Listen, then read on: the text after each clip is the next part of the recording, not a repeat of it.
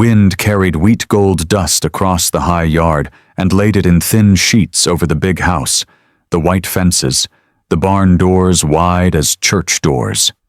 Sun hammered every board and left no shade that wasn't claimed by cattle or men.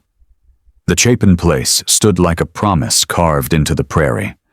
Big money, big land, a name folks said with either envy or caution.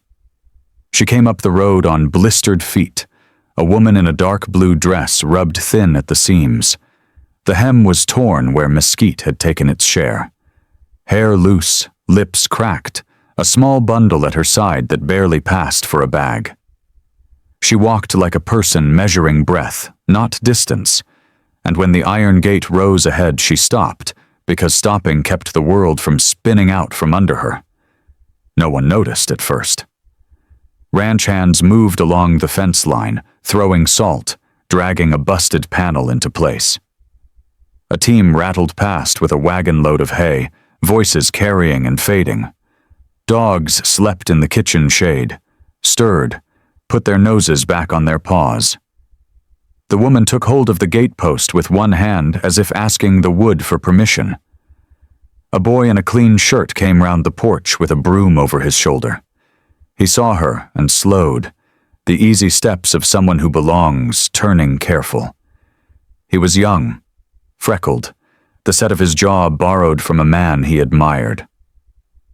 "You lost?" he asked, not unkind, but not soft either. She shook her head and swallowed. The sound scraped. "Scraps," she said. "A corner to sleep. One night. I'll be gone at light." He glanced back at the house with its deep porch and high windows. The Chapin place didn't give corners. It built rooms. And yet there she stood, the kind of tired that belongs to winter even under a summer sun. He weighed the trouble she might bring, and the trouble he would carry if he turned her away, and she fell in the ditch like a stray calf. Then he set the broom aside and went to the bell rope, gave it a pull.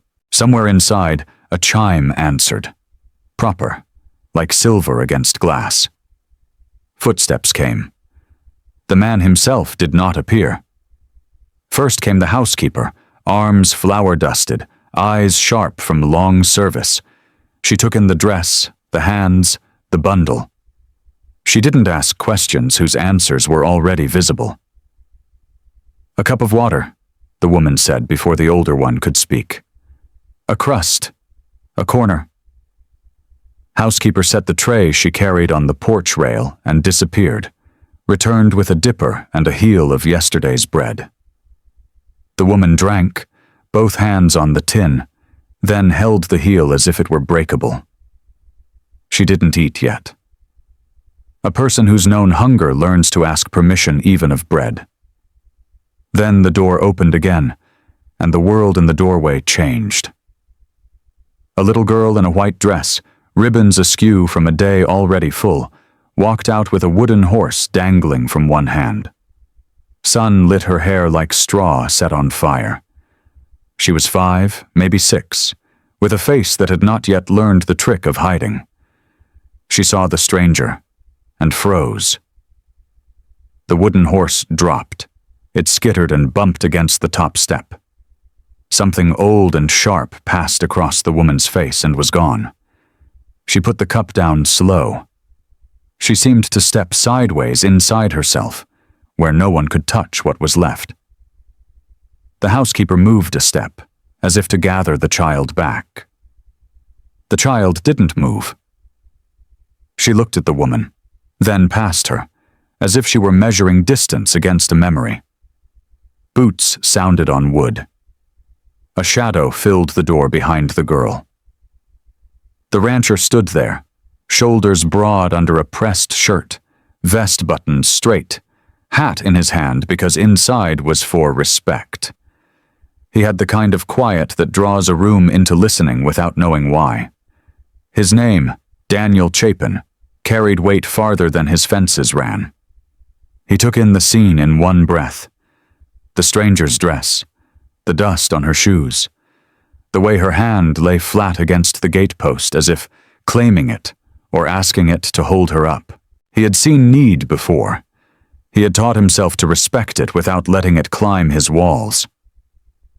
"Cook'll fix a plate," the housekeeper started, bracing for his refusal before it came. "She can take the shed by the smokehouse." The little girl took one step down, then another, the careful steps of someone crossing a stream on narrow stones. She went to the bottom and stood 10 feet from the stranger. The wind lifted her ribbon and set it down again. The woman lowered her eyes. "Just scraps," she said to the wood grain in the rail, "and a bit of floor. I'll be—" "Mama?" the girl said. The word fell between them and hit harder than any iron. It wasn't shouted. It didn't need to be. It reached up into the house and down into the road and made the air thin around hearts that had been working fine a moment before. The woman's fingers closed on nothing. She held still because moving might break something no one could mend. Her throat worked, but no sound came. She did not reach for the child. She did not dare. Daniel stepped forward, slow. The porch board spoke under his weight. His eyes never left the stranger's face. He had not expected this day to have this kind of moment in it, but then no day that matters warns you first. The housekeeper put a hand to the girl's shoulder. The girl leaned away, steady as a fence post in hard ground, and looked up again, the plea in her eyes not patient enough to wait for grown folks to finish their thoughts. "Mama?"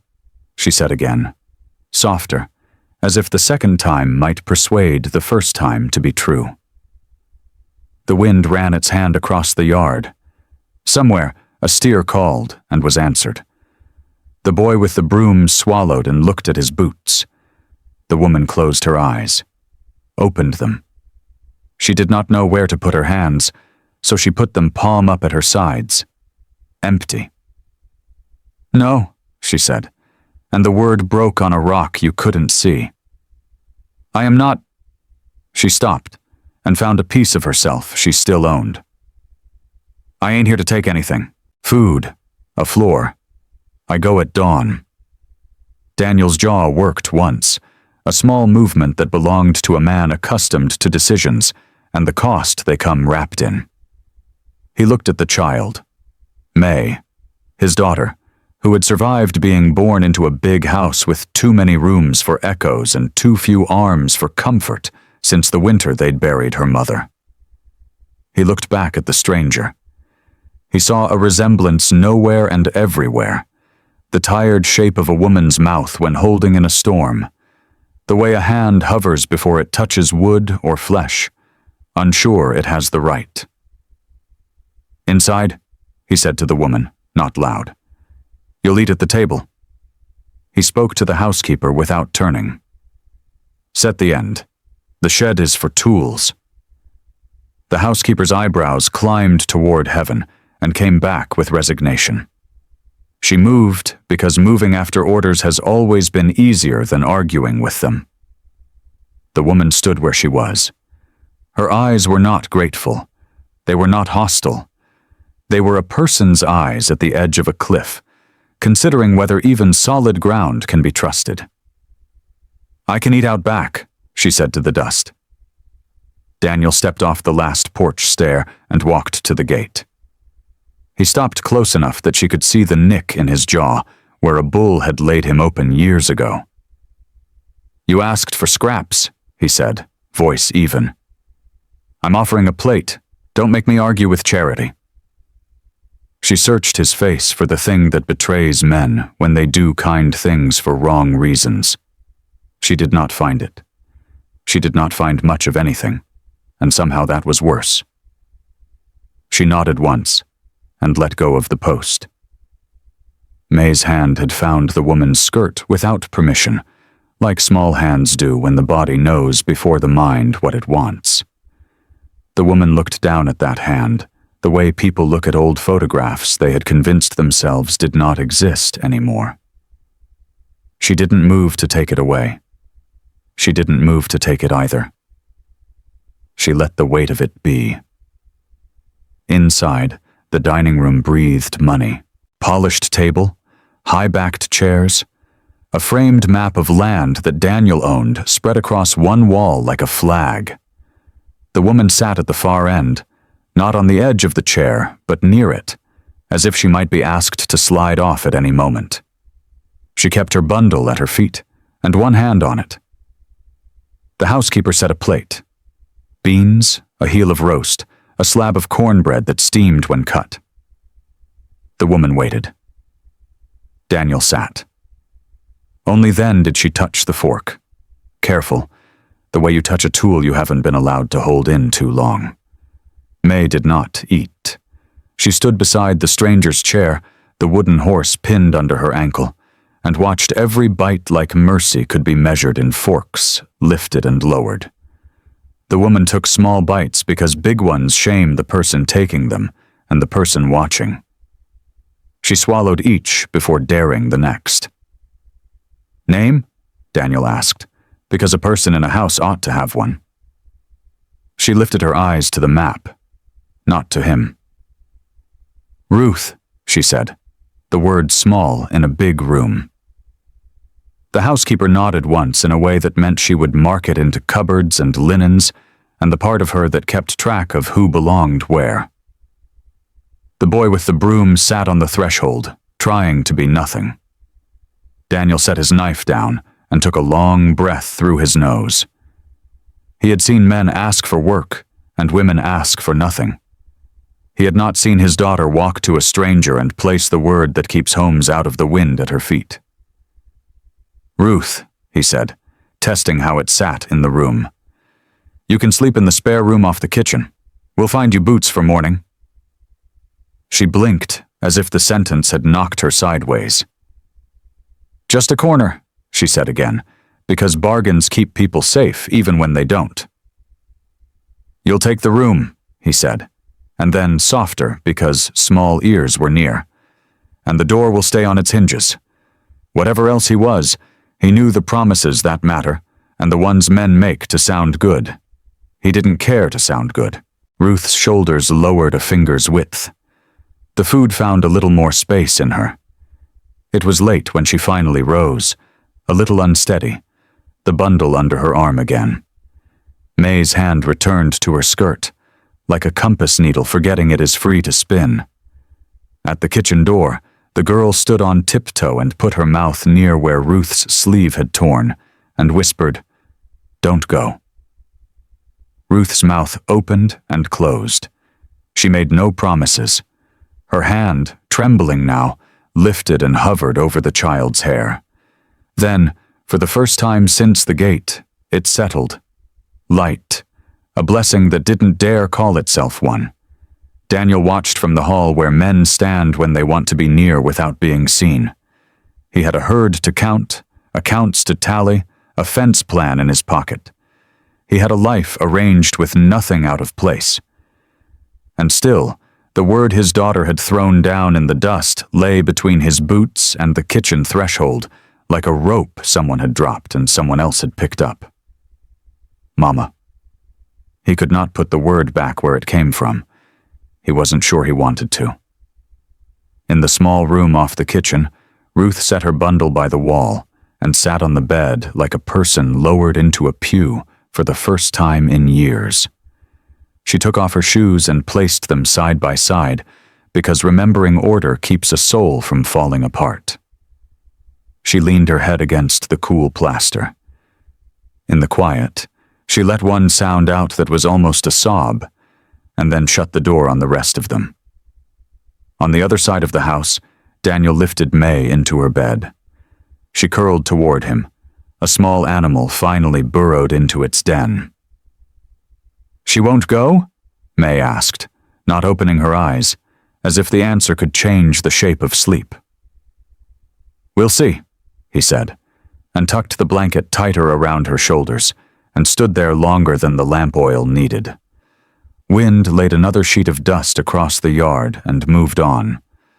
Somewhere out past the far pasture, thunder mumbled about rain it might or might not bring. In the spare room, a woman breathed like she was learning how again.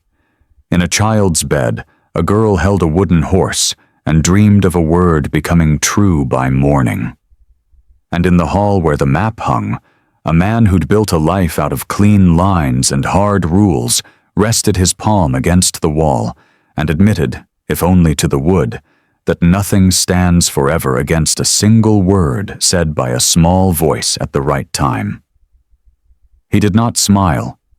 He did not pray. He only listened to the house he'd paid for begin to sound different, as if new timber had been set somewhere inside it, as if a door he hadn't planned on had been hung and left slightly open. Morning came thin and pale, as if the night had kept most of the light for itself. Ruth woke before the rooster. The small room off the kitchen smelled of ashes and soap. She sat up and pressed her palms to the quilt, steadying herself, then set her feet to the floorboards and waited for the ache in her legs to agree to the day. She tied her hair with a scrap of ribbon and smoothed the dark blue dress as best she could. The fabric still held dust no washing could shake. She folded her bundle again, 3 pins, a needle, a coin with the face worn off, and slid it back beneath the bed. Then she opened the door and listened to the house breathe. It breathed slowly. Somewhere a clock ticked. On the porch, a boot scuffed, then went quiet. Ruth filled the kettle and laid kindling. Her hands moved from old memory, careful and quick. When the first flame held, she fed it. She ground coffee with the mill the housekeeper kept wrapped in cloth, then set the pot to steep. She cut bacon thin. She saved the ends. She found flour, sifted it with her fingers, and shaped biscuits with the heel of her hand, small and round like luck you could eat. The housekeeper came in with her sleeves rolled and eyebrows raised, ready to pull rank. She paused at the smell of coffee and hot bread. Her mouth pressed into a line that was not quite approval, not quite surrender. "You needn't do that," she said. "I can," Ruth answered. "I'd rather." The older woman poured coffee anyway, as if to give the final word to the cup. "Mr. Chapin likes it strong. The girl takes milk first. Pan warms better if you start it sooner." Ruth nodded. She adjusted the pan. She didn't say she already knew, because some things are better learned twice in the presence of someone who has guarded a kitchen like a chapel. May's small footsteps came skittering in, then stopped. The child stood in the doorway, hair in a tangle of sleep, ribbon tilted like a small flag after battle. She saw Ruth and forgot to be careful. She ran, the wooden horse bumping her knee, and slid against the table with a laugh that didn't ask permission of anyone. Ruth reached for her without thinking. The girl met her halfway, as if they had choreographed it, as if mornings had always been this way. A second later, both remembered the world. Ruth's hands fell back to the board. May hugged the air where Ruth had been and climbed onto a chair, proud of how high she was. Daniel stepped in last, hat in hand, vest buttoned, the kind of tidy that tells a room what the day will be whether it agrees or not. He took in the stove, the biscuits, the way the housekeeper guarded the coffee pot, and the way the child leaned toward the stove as if warmth could be learned by proximity. His gaze touched Ruth and moved on, measured, not cold. They ate without fuss.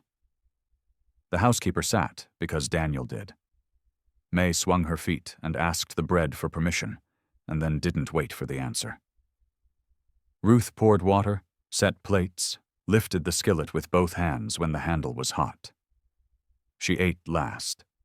She kept her bites small. She left a piece of cornbread in case someone noticed and mistook gratitude for greed. No one spoke much. Their talk was the work.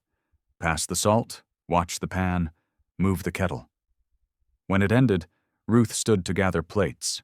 Daniel rose too, out of habit or courtesy, and their hands met over the same cup. Both drew back. He let her take it. She did not look up. After breakfast, Daniel set his hat on and gave the day its first rule. "You can stay," he said. There is work a person can do if she wants to. No one owes you shame in this house. No one owes you more than food and a bed. You'll have both while you're here." Ruth wiped her hands on a towel and kept her voice level. "I won't harm the place." "See that you don't," he said, but without edge. "Housekeeper runs the rooms. I run the yard. If you have need, ask. If you have fear, say so. The doors stay on their hinges." She nodded. The last line sat between them like a guard dog asleep with one eye open. May looked from one face to the other and laid her wooden horse on the table as if offering treaty terms. When Daniel left, the housekeeper set Ruth to the kind of work that measures a person's steadiness. Washing. Shelves. The drawer where the flatware rattled like loose teeth. Ruth moved lightly around the kitchen, mapping where everything belonged, asking only when the answer could not be guessed by the shape a cup makes when you place it down. By noon, Ruth had hung linens in the yard. May helped by handing clothespins one by one, each a small ceremony. For a while the wind did the rest of the talking. The yard smelled of sun and soap. A hawk drew a slow circle over the pasture, looking for something that didn't know to hide. When the line filled, the child tugged Ruth toward the shade of the cottonwood. There the girl spread her skirt like a tent and set the wooden horse under it, then made the horse speak in a voice so soft it could not be heard from the porch. Ruth watched. She did not intrude on the ritual of play. She let the space between them fill itself. Later, the house asked for other things. Potatoes to be turned, a dented pot to be hammered flat, a cupboard hinge to be coaxed from its squeak. Ruth worked the way people do who are trying to earn the right to be quiet in a room. She paused sometimes to listen for hooves on the road. She chewed her lip without knowing it. She started when a window banged and smiled as if it hadn't. In the afternoon, Daniel came in with the smell of sun and leather and hay, carrying a coil of new rope that had wanted to be wild and had been taught otherwise. He set it by the door and stopped at the threshold, unwilling to cross until he understood who the kitchen belonged to at that hour. The housekeeper tilted her chin toward Ruth without looking. He crossed, washed at the basin, drank water in 3 deep swallows, and stood with the cup in his hand, like a man trying to decide if thirst can be trusted. Ruth took a breath she had been holding and made it practical. "There's a hinge on the pantry door," she said. "It sticks. I can oil it if I can find the can." Daniel put the cup down. "Barn shelf. Left side. Top." Then, a beat later, "I'll get it." They went together because there are some errands that choose 2 people when one will do. In the barn, the light came in dusty and holy. Swallows clicked under the rafters. Daniel climbed the short ladder to the shelf and reached for the can. His sleeve slid, and a pale scar showed along his forearm, like a river on a map. It told a story. Ruth looked away because staring at a scar is a way of touching it. On the way back, she stumbled on a loose plank. He caught her elbow. Not tight, not long, just enough to set the world back under her feet. She nodded without a word. He let go like a man who understands how much a hand weighs on a person who hasn't chosen it. They fixed the hinge together. Ruth worked the pin back and forth until the sound of the squeak changed from complaint to breath. Daniel held the door just so. Twice their knuckles brushed. Each time both made space as if the wood itself had moved. By evening, the house had taken stock and allowed the new pieces to sit where they were. Supper was plain again. Beans, bread, a fried egg each because hens had been kind, and the day had been a good one. May talked more with her hands than her mouth, telling a story to the wooden horse that ended in triumph because she refused any other kind. After, Ruth took May to the yard and showed her how to shake dust from a rug without beating it angry. Little hands tried. Dust rose and turned gold in the last light. Daniel stood at the fence, talking low to a skittish gelding. The horse flicked an ear toward the voices behind him and settled, because the voices did not ask anything complicated. When the sun went down, the wind shifted cool. Daniel lit the porch lamp. Ruth folded what could be folded and set it on the bench by the door.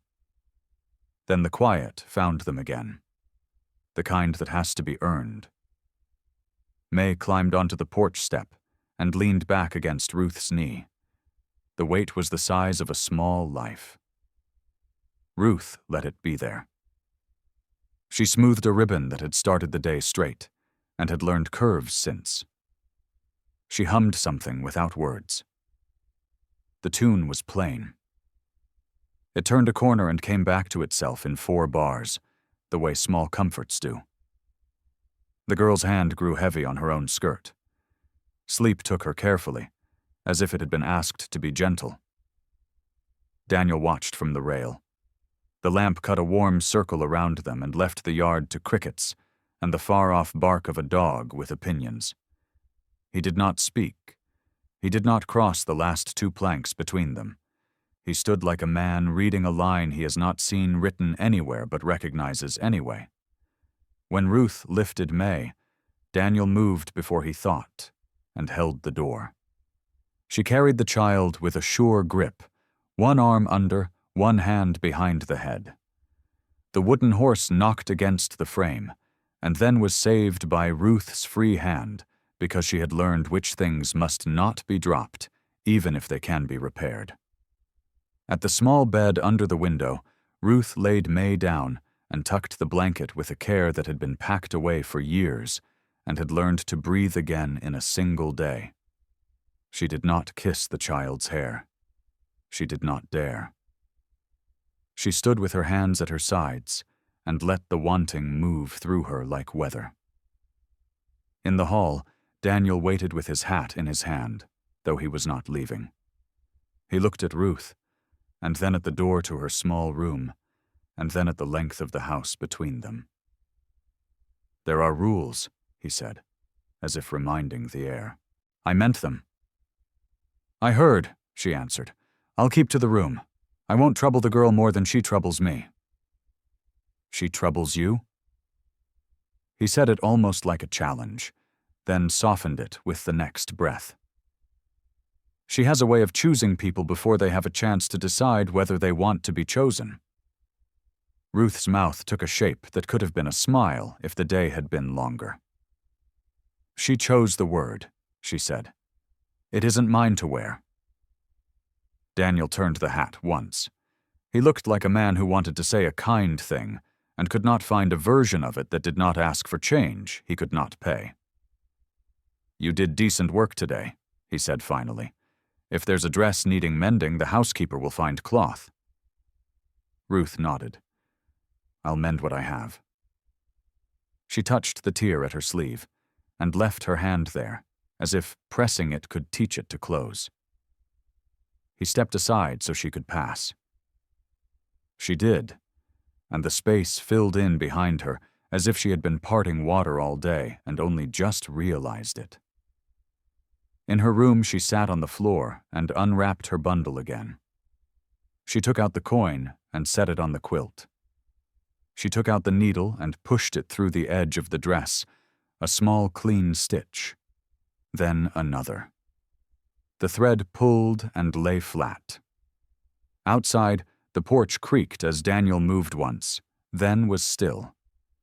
Ruth stitched until the line made sense. She set the needle down, blew out the lamp, and lay on the bed with her hands folded over her ribs. In the space between waking and sleep, she heard the house in its new shape. The groan of boards, the tick of the clock, the breath of a child who trusted walls she hadn't built. She let herself think one thought, and then set it aside like a plate washed and put back. "I am not hungry. I am not outside. Someone said I could stay."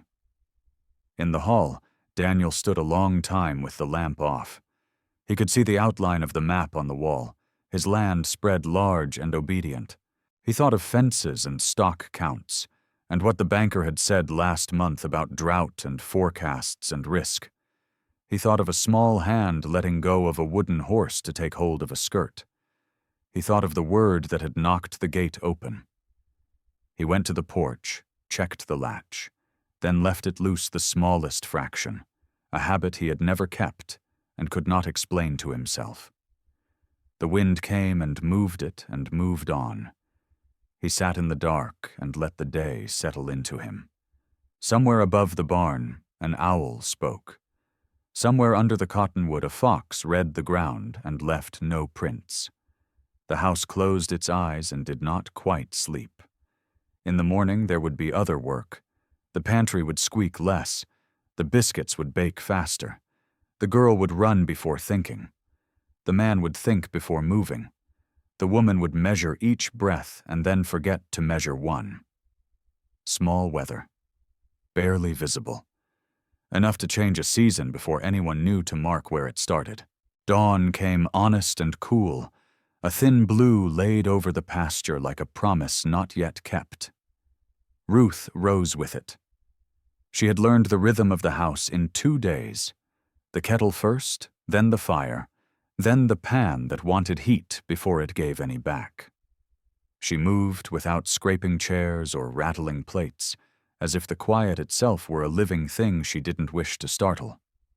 May arrived in a rush of ribbons and bare feet. She hopped from plank to plank on the kitchen floor, a game whose rules changed as often as her mind did. The wooden horse thumped against her leg, then took a gallop across the table's edge until Ruth caught it without looking and set it upright, as if it had always meant to stop there. The child laughed. The housekeeper pretended she didn't. Daniel came in last, bringing the clean smell of morning and horses. He set his hat on the peg and washed at the basin with efficient hands. Ruth felt the room shift, the way rooms do around men who have made decisions all their lives. She plated bacon, eggs, a bit of yesterday's potatoes crisped in grease. He nodded once in a way that could mean thank you or keep going or both. They ate. The coffee went strong and black to the head of the table. Milk gentled the child's cup. When they were finished, Ruth leaned to take plates, and Daniel spoke without leaving his chair. "Fence on the north line went slack last night," he said. "Wind, most likely. I'll take the boy and fix it before noon." His glance slid to Ruth and away. "If you've a mind to walk the yard, stay south side. Bulls penned." "I'll keep to the house," she said. "Laundry first, then the pantry rows." He looked at the window as though forecasting weather. "If you've a mind," he said again after a breath. "There's a mare needs a steady hand. Won't settle for mine." Ruth didn't ask why his didn't count. "Where?" "Old stall, East End," he said. "Bring no sugar, just time." He left with the boy and a coil of wire over his shoulder. Their voices faded, replaced by the low breath of cattle and the metal clink of things that belong to morning. Ruth tied a scarf over her hair and went to the wash. May carried clothespins with the solemn care of a deacon bearing candles. They strung linens from post to post until the yard looked like a fleet of pale sails waiting for wind. The mare stood hip-shot in the east stall, one ear tilted toward the door as if she'd heard Ruth think of her. Dun coat, mane like an unbrushed story, white showing around her eye. She shifted when Ruth stepped in, not back, not forward, just enough to say, "I see you and don't crowd me." Ruth turned her body half away and spoke the way people speak to skittish things, with silence and patience. She set a small pail in the corner, so the shape of the room changed, and the mare could be curious without admitting it. She picked up a brush and worked the air near the mare's shoulder, not touching until the horse reached out of her distrust first. It took minutes, then it took less. Then Ruth's hand found hair and moved in slow lines that matched the rise and fall of breath. May sat on the stall rail, legs swinging, sober as a magistrate. "She likes you," the girl said, and instantly looked at Ruth to see if the statement had made a crack in some rule. "She likes herself when she isn't hurried," Ruth answered. "Pa says hurrying breaks things," May said. "He doesn't hurry me unless I'm near the creek." "Creeks take without asking," Ruth said. She kept her eyes on the brush, measuring trust. "Hold to the rail, Chick." "Chick," May repeated, pleased by the new name. She tucked the wooden horse under one arm and obeyed, her small fingers white on the wood as if obedience could keep the future in place. By the time Daniel returned, the mare looked less like an argument and more like a thought that had been heard. He stopped at the stall door and did not ask questions whose answers were visible. Ruth stepped back. The horse took one step toward him and then none, which was progress of a respectable kind. He nodded once and set the wire coil down by the feed bin. "North line holds," he said. "Whoever built it last year knew his knots." Ruth brushed a last long stroke along the mare's neck and set the brush down, bristles up. "I'll mind her again after noon." Daniel's gaze drifted to May, who had a smear of dust across her cheek like war paint. He clicked his tongue softly. "You're a bandit." May grinned, displaying a missing tooth she hadn't realized was gone until someone laughed about it yesterday. Ruth reached for a damp rag and held it for the girl, who made a ceremony of wiping the streak off, and then held the cloth to Ruth's sleeve, waiting for permission to make both of them less wild. Ruth allowed it. Small weather. The day opened like a book someone had read before but still liked. Ruth hammered a pot bottom back into something a flame would recognize. She set herbs to dry from the rafters, tying them with string the housekeeper pretended she hadn't kept for years for no good reason. She mended 2 tears in May's dress, with thread so close to the fabric that only a needle could tell where the wound had been. She set leftover bones to simmer, teaching water to remember cows. She took a ladder and a cloth and dusted the top of a tall cupboard that had forgotten it owned a top. Daniel moved through the yard like a man tallying what can be saved and what must be left to weather. He watched a heifer favor her right foreleg and solved it with a clean pull of a stone from her hoof and a slow stroke to say that's done. He rode the south fence, where the bull tested iron out of principle, and came back with a cut on his forearm that would have wanted stitches if he were a different kind of man. He stepped into the kitchen with his sleeve rolled to the elbow, blood bright where it welled. Ruth saw it, and did not make a sound any larger than breath. She took a basin from the shelf, poured water over her fingers to wake them, then nodded toward a chair with the authority of a person who has earned it by not misusing it. Daniel sat. The housekeeper hovered and decided to be offended later. Ruth cleaned the cut, her hands steady, the way people do who have had to be nurse in places without doctors. She measured the depth with her eyes, not her fingers. She tied a strip of clean cloth around the arm and tugged once so it would hold. When it was done, she stepped back and washed again, washing away what you can and leaving what you cannot. Daniel looked at the bandage, then at her. "You've had practice," he said. "In a life that isn't this one," she said.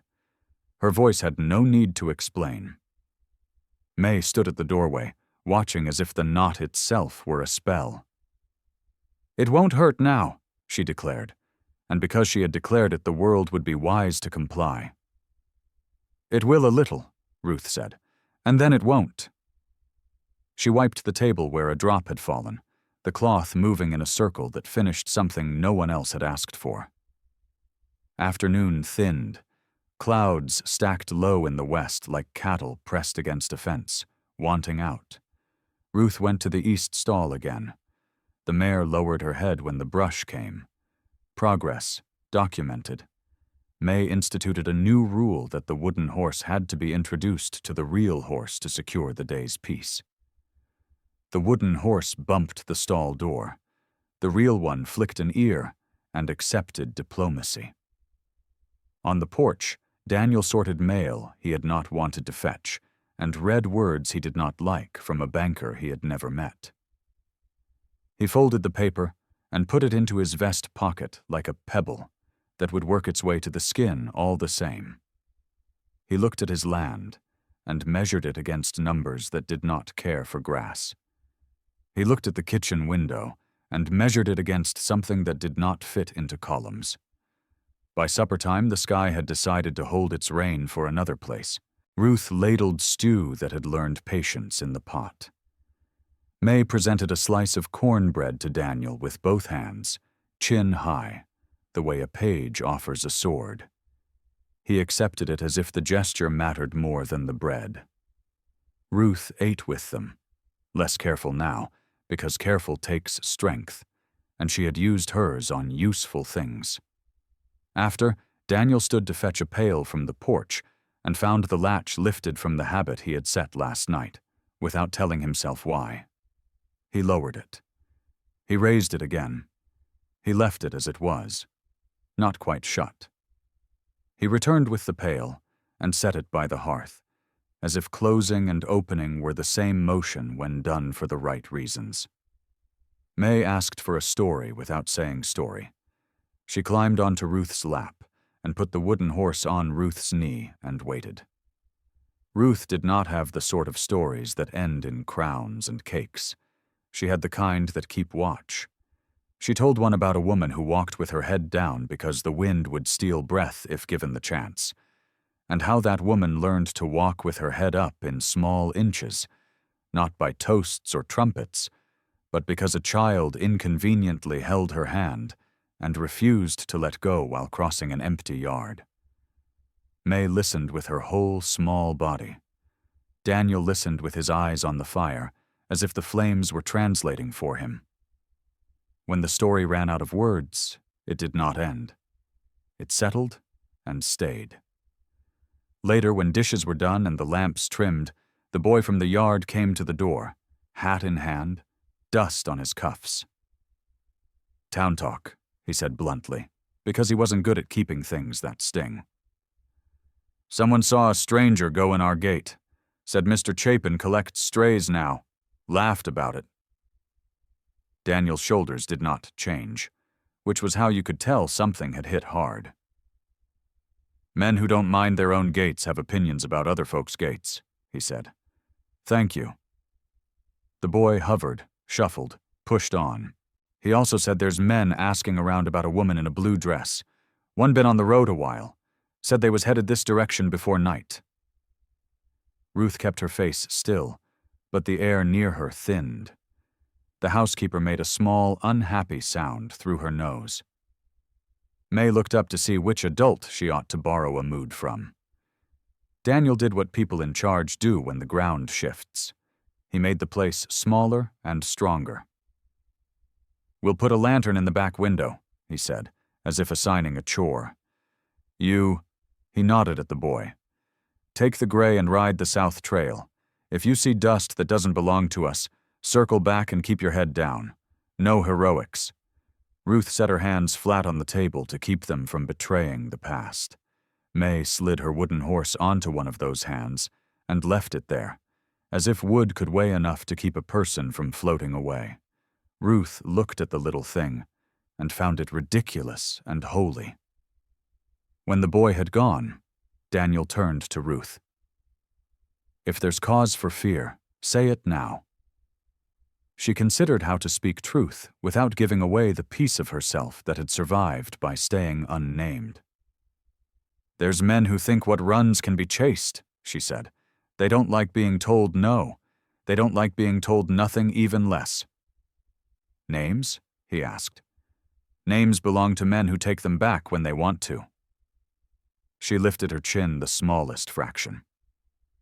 "I have none you can use." He looked at her for a long moment. Then he nodded, as if the answer had satisfied a different question. "All right. He set a rifle by the door, not dramatically, not for show, like a broom placed where it might be needed. You sleep. If a horse calls wrong, you'll hear me first. I don't sleep wrong, she said softly. I've been listening a long time. Night came with moths and a far-off flash that might have been lightning or a memory of it. Ruth lay on the bed and did not fully close her eyes. May dreamed the dream of children who have found something and are busy guarding it with both hands. Daniel sat on the porch with the lamp dark, counting hoofbeats that were not there. The house held its breath like a choir waiting for the cue. Near midnight, a coyote sang impolite hymns to the moon. The bull answered with a short sermon. The world returned to the common liturgy of crickets.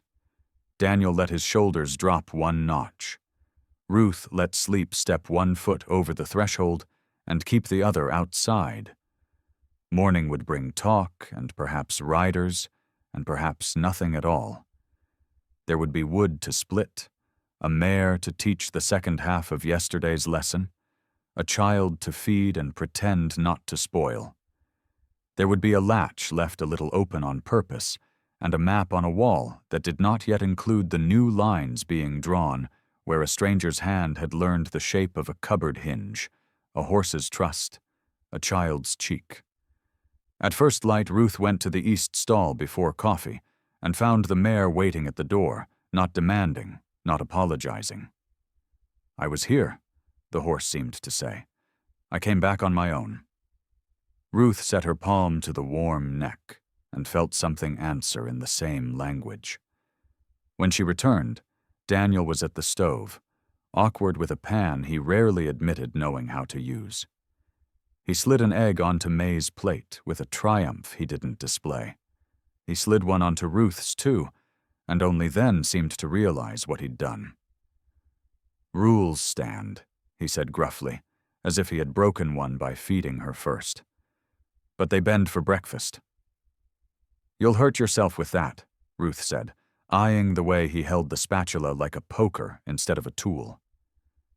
I have a bandage expert on the premises, he said, and the corner of his mouth remembered where smiling lived. May clapped at nothing and everything. She took Ruth's sleeve in her small fist and tugged. Stay, she said, as if the command could be written into the day like a chore. Just stay. Ruth looked at the window where the yard waited, and the road did too. She looked at the man who had set a rifle by the door and a pan on the fire, and his pride on the table. She looked at the child who had chosen the word before anyone had earned it. I'm here, she said, not promising more than the truth she could hold. I'm here now. Small weather again. A curtain breathed, a spoon tapped, a heart adjusted itself 1 notch toward a different beat. Outside, the wind changed direction without apology. Somewhere on the south trail, dust lifted under a horse that might have been bringing news, might have been bringing nothing at all. Inside, a woman's hands learned where the cups lived without asking. A man's shoulders learned a shape that allowed rest to sit there.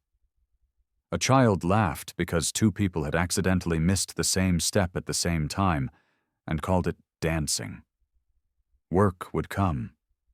Talk would come. Trouble would test doors and find hinges oiled. But for a span of minutes that the clock did not count properly, breakfast was a ceremony, and 3 people were a kind of answer none of them had prepared to give. The sun rose red through a haze that did not belong to weather. Ruth noticed it first, standing at the line where laundry swayed like pale flags. Dust, too thick, too far, moving as if pushed by hooves instead of wind. She folded the sheet in her hands and carried it inside without words. Daniel was at the table, ledger open, pencil resting in the groove of his palm. She laid the sheet across the chair and said only, South Ridge. He stood, no questions. He had lived too long to mistake dust for anything but company. May sat on the floor. Wooden horse clutched, eyes darting between their faces. She was learning the kind of language that doesn't use words, the tightness of a jaw, the way a man leaves his chair without pushing it in, the way a woman looks at a child before she looks at the horizon. Daniel took the rifle from the wall and checked the chamber by habit. Ruth's fingers twitched at her side, but she said nothing. She fetched the kettle instead, poured what water was left into a skin, tied it tight. Her hands shook once, then steadied, as if even trembling had to be measured. By midday, the dust had grown into shapes. Riders, maybe 3, maybe 4, picking their way along the ridge with the kind of leisure that means they expect to be welcomed or feared. Daniel saddled the gray and rode out slow, as if to check fence. He stopped at the creek, watered the horse, then sat high in the saddle and waited where they could see him, without having to wonder. Ruth watched from the yard. She had May behind her skirt, both hands on the child's shoulders to hold her steady. The mare in the stall tossed her head, unsettled by things she smelled but could not name. The riders didn't come down. They lingered on the ridge until the sun slid west, then turned their horses and vanished into the trees. Daniel rode back without hurry, dismounted, and wiped the gray with a rag as if it were only another day. At supper, he set the rifle against the wall, leaned it where it could be reached. He ate slow, chewing longer than the food asked. Ruth kept her head down, but when May dropped her fork, the clatter made her start like a bird. Daniel's hand went to the table edge, steadying it, steadying them. "They'll be back," Ruth said finally. Daniel nodded. "Likely." She lifted her eyes to him for the first time since morning. "You don't ask why they'd follow?" "I don't need the story to know the shape of trouble," he said. His voice was flat, but not unkind. May put her wooden horse between their plates, as if it could hold the line. That night no one slept proper. Daniel sat on the porch with his rifle across his knees, lamp unlit. Ruth lay on her bed with her shoes on, bundle under her arm, listening for hoofbeats that did not come. May dreamed restless, calling out once, the word "mama" breaking in her throat like glass. Ruth rose, went to the child's bed, sat on the edge. She didn't wake her. She only laid her palm light against May's hair until the dream loosened its grip. Daniel watched from the doorway, shadowed, and said nothing. When morning broke, he poured her coffee first.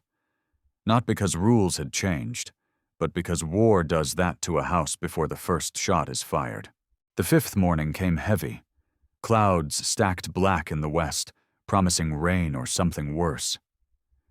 Ruth stood at the gate, bucket in hand, when the sound reached her. Hooves, many, rolling low across the plain. Daniel was already saddling the bay. He did not speak, only nodded once, a man greeting the storm he had expected. Ruth went to the porch, pulled May close, pressed the child's small fists around the wooden horse until knuckles whitened. 6 riders appeared, cresting the ridge slow, deliberate. They dismounted in a line, dust curling around their boots. Their leader, a tall man with a scar biting through his beard, spat and smiled wide. "You've got something of ours," he called. His voice carried, practiced. 3 nights past, she should have been back where she belongs. Ruth's breath caught. She didn't move. Daniel stepped forward, rifle resting easy in his hands, not lifted yet. "She asked for scraps," he said. "I gave her a plate. She asked for a corner. I gave her a room. Nothing here belongs to you." The men laughed, cruel and sharp. The leader's hand drifted to his belt. "We'll take the woman. And the girl, too, if she's calling her mama already." May's gasp cut the air. Ruth pulled her tighter, one arm across her small chest, the other braced against the doorframe as if wood alone could hold back wolves. Daniel's rifle came up. The first shot cracked thunder before the storm. The leader dropped, eyes wide, mouth still curved in that half-smile. The others scrambled, curses and iron flashing. 2 fell in the dust before they reached their saddles. Another stumbled against the corral post, a dark bloom spreading across his chest. The last pair fired wild, then broke, running for their horses, fear loud in their voices. Silence slammed down after them. Only the wind moved, carrying smoke from the rifles, carrying the smell of iron and dust. Ruth stood frozen, May pressed into her side, eyes wide but dry. Daniel lowered the rifle slow, set it against the porch rail as if putting down a tool. His chest rose and fell, steady. "They won't all stay gone," Ruth whispered. "Then they'll come again," Daniel said. He turned, looked at her for the first time without guard. "And they'll find the same." The storm finally broke, rain hard, washing blood into the dirt. Ruth loosened her grip on May, sank to her knees, and let the child climb into her lap. The girl laid the wooden horse on Ruth's arm. A gift, a vow. Daniel stepped under the eaves, hat dripping, eyes on the 2 of them together. His face softened, not a smile, but something close, something that admitted what words could not. Ruth closed her eyes, let the rain soak through her dress, let it carry weight she could not name. For the first time in years, she did not think of leaving at dawn. The ranch was no longer only his. It was no longer only land, fences, and accounts. It had become something fragile, unplanned, stitched together by hunger, by fear, by a word a child had spoken without permission. Mama. And in the quiet after gunfire, with rain falling and the child breathing against her chest, Ruth let herself believe the word might stay.